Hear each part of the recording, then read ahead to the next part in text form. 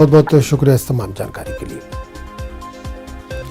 आज फिर petrol diesel की कीमतों में इजाफा हुआ है। दिल्ली में पेट्रोल और डीजल की कीमतों में 80 पैसे फी लीटर का इजाफा किया गया। दिल्ली में पेट्रोल 104 रुपये 61 पैसे फी लीटर फरोख्त हो रहा, वहीं डीजल की कीमत 95 रुपये 87 पैसे हो गई, जबकि मुंबई में पेट्रोल की कीमत 119 रुपये 67 पैसे हो गई है। डीजल की कीमत 103 रुपये 92 पैसे मुंबई में हो गई है। मुसलसल बढ़ती महंगाई ने आम लोगों का बजट बिगाड़ दिया है।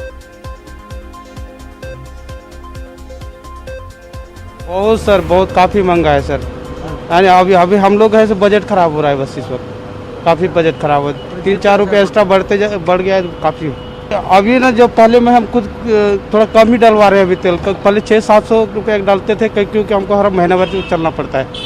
अभी ऐसे बहुत दिक्कत है सर। फर्क तो 100% पड़ने जा रहा है धीरे धीरे। अब पहले कहाँ 2000-2200 को मैं महीने निकल जाता था पेट्रोल, अब 3000 कर जाता है।